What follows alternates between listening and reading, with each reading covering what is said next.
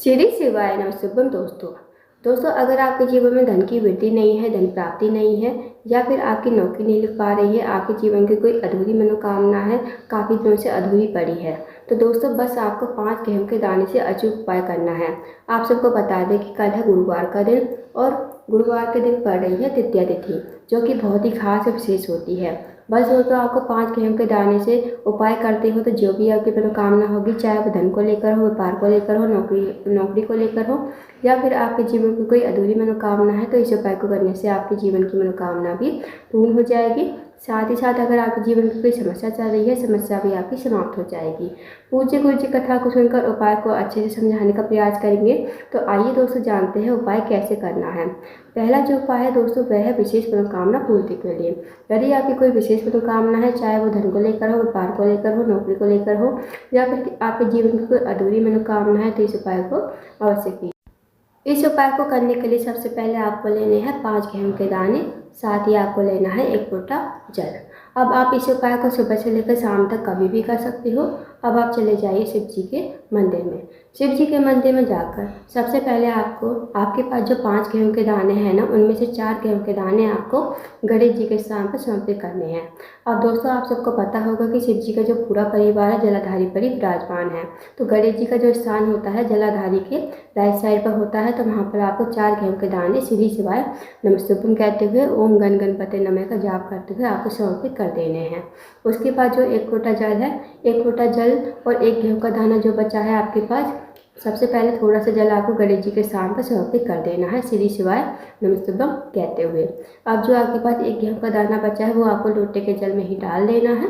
अब आप इस लोटे के जल को हाथ में लेना, भगवान से प्रार्थना करना जो भी आपकी विशेष मनोकामना है, चाहे वो धन को लेकर हो, व्यापार को लेकर हो, नौकरी को लेकर हो, जो भी आपकी मनोकामना है, मनोकामना बोलिए और इस लोटे के जल को शिवलिंग के ऊपर श्री शिवाय नमस्तुभ्यम कहते हुए आपको समर्पित कर देना है। 2 मिनट आपको मंदिर में बैठना है, श्री शिवाय नमस्तुभ्यम का जाप करना है। उसके बाद आपको भगवान को प्रणाम करके विनती करके आपको अपने घर पर आ जाना है। तो दोस्तों बहुत ही अचूक एवं विशेष उपाय है, इस उपाय को अवश्य कीजिए। अब जानते हैं दोस्तों अगले उपाय के बारे में। अगला जो उपाय है बहुत ही ज़्यादा विशेष है। अगर आपका कोई कार्य है बहुत दिनों से अटका हुआ है पर पूर्ण नहीं हो रहा है, या फिर आपके जीवन में दुर्भाग्य बहुत ज़्यादा चल रहा है, जीवन में आपके सौभाग्य की वृद्धि नहीं है, या फिर आपकी किस्मत जो है आपसे रूठी हुई है, यदि दोस्तों आप अपनी किस्मत को चमकाना चाहते हो, भाग्य को चमकाना चाहते हो, तो इस उपाय को अवश्य कीजिए। इस उपाय को करने के लिए आपको लेनी है 7 चने की दाल, साथ ही आपको लेना है छोटा सा गुड़ का टुकड़ा और 1 लोटा जल आपको तांबे के पात्र में लेना है। अब आपको चले जाना है शिव जी के मंदिर में। शिव जी के मंदिर में जाकर सबसे पहले जो आपके पास चने की दाल है ना, वो आपको थोड़ी सी गीली कर लेनी है और जो 1 छोटा सा गुड़ का टुकड़ा है वो आपको लोटे के जल में ही डाल देना है। अब जो चने की दाल है वो आपको शिवलिंग के ऊपर बृहस्पति महादेव का स्मरण करते हुए आपको समर्पित कर देनी है। अब जो लोटे का जल है वो आपको हाथ में लेना है, भगवान से प्रार्थना करनी है जो भी आपका कार्य अटका हुआ है, पूर्ण नहीं हो रहा है, आपकी नौकरी नहीं लग पा रही है, आपके जीवन में दुर्भाग्य चल रहा है, आप अपनी किस्मत को चमकाना चाहते हो, तो आप महादेव से कहिए और 1 लोटा जल श्री शिवाय नमस्तुभ्यम कहते हुए बृहस्पति से महादेव का स्मरण करते हुए आपको शिवलिंग के ऊपर समर्पित कर देना है। 2 मिनट आपको मंदिर में बैठना है, श्री शिवाय नमस्तुभ्यम का जाप करना है। उसके बाद आपको भगवान को प्रणाम करके विनती करके आपको अपने घर पर आ जाना है। तो दोस्तों बहुत ही छोटा सा विशेष उपाय है, इस उपाय को भी अवश्य कीजिएगा। अब जानते हैं दोस्तों अगले उपाय के बारे में। अगला जो उपाय है दोस्तों वह है, अगर आपके घर में कोई व्यक्ति काफ़ी दिनों से बीमार पड़ा है, उसकी जो बीमारी है दूर होने का नाम नहीं ले रही है, तो आप इस उपाय को अवश्य कीजिए।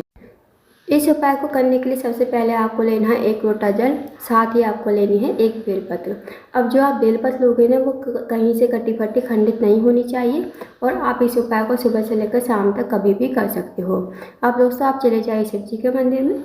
शिव जी के मंदिर में जाकर सबसे पहले आपको 1 लोटा जल शिवलिंग के ऊपर श्री शिवाय नमस्तुभ्यम कहते हुए आपको समर्पित कर देना है। उसके बाद जो दोस्तों आपके पास 1 बेलपत्र है ना, वो आपको बेलपत्र अपने सीधे हाथ में रखनी है, भगवान से प्रार्थना करनी है उस रोगी व्यक्ति के लिए जो रोगी व्यक्ति आपके घर में काफ़ी दिनों से बीमार पड़ा है। उसका नाम बोलते हुए, गोत्र बोलते हुए इस बेलपत्र को आपको शिवलिंग के ऊपर कुंडकेश्वर महादेव का नाम लेते हुए आपको समर्पित कर देना है। उसके बाद आपको 2 मिनट मंदिर में बैठना है, श्री शिवाय नमस्तुभ्यम का जाप करना है। फिर जो आपने बेलपत्र चढ़ाई थी ना शिवलिंग के ऊपर, वो आपको महादेव से विनती करके औषधि के रूप में आपको अपने घर पर लेकर आनी है।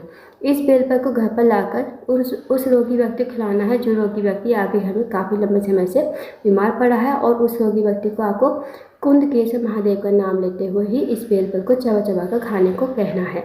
यकीन मानिए दोस्तों, यदि आप इस उपाय को कर लेते हो तो जो भी उसकी रोग बीमारी होगी धीरे धीरे दूर हो जाएगी। तो इस उपाय को भी अवश्य कीजिएगा। अब जानते हैं अगले उपाय के बारे में। दोस्तों, अगला जो उपाय है वो है, अगर आपके जीवन में धन की कमी है, पैसों की तंगी है, या फिर आर्थिक तंगी से बहुत ज़्यादा परेशान हो, आपके घर पैसा तो आता है पर पता नहीं चलता कहाँ चला जाता है, माता लक्ष्मी का आपके घर में वास नहीं है, माता लक्ष्मी आपसे रूठी हुई है, तो इस उपाय को अवश्य कीजिए। इस उपाय को करने के लिए सबसे पहले आपको लेने हैं 2 लोटे जल। तांबे के पात्र में आपको 2 लोटे जल लेने हैं, साथ ही आपको लेने हैं मात्र 2 या फिर 5 कनेर के फूल। अब आपको चले जाना है शिव जी के मंदिर में। इस उपाय को भी आप सुबह से लेकर शाम तक कभी भी कर सकते हो।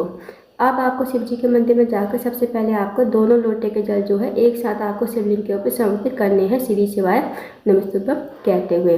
अब जो आपके पास कनेर के फूल है ना, चाहे 2 हैं, 5 है, 7 है, जितने भी आप फूल लेकर आए हो वो आपको अपने हाथ में रखने हैं और भगवान से प्रार्थना करनी है कि हे महादेव, मेरे जीवन में धन की बहुत ज़्यादा समस्या है, माता लक्ष्मी का हमारे घर में वास नहीं है, माता लक्ष्मी हमसे रूठी हुई है, हमारे जीवन में धन की बहुत ज़्यादा कमी है, आप कुछ ऐसी कृपा करें कि माता लक्ष्मी का हमारे घर में वास हो जाए, माता लक्ष्मी हमसे ना रूठे और हमारे जीवन में कभी धन की कमी ना हो, धन प्राप्ति हो, धन की वृद्धि हो।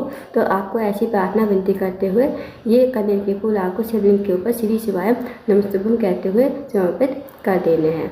उसके बाद आपको 2 मिनट मंदिर बैठना है, श्री शिवाय नमस्तुभ्यम का जाप करना है, फिर आपको भगवान को प्रणाम करके विनती करके आपको अपने घर पर आ जाना है। तो दोस्तों, बहुत ही छोटा सा विशेष उपाय है, इस उपाय को भी अवश्य कीजिएगा। तो दोस्तों, ये थे कुछ विशेष उपाय जो आपको गुरुवार के दिन करने हैं। इन उपायों को अवश्य कीजिएगा। अगर आपको जानकारी पसंद आई हो, वीडियो को लाइक करें, शेयर करें, चैनल को जरूर सब्सक्राइब करें, कमेंट बॉक्स में श्री शिवाय नमस्तुभ्यम हर महादेव जरूर लिखना।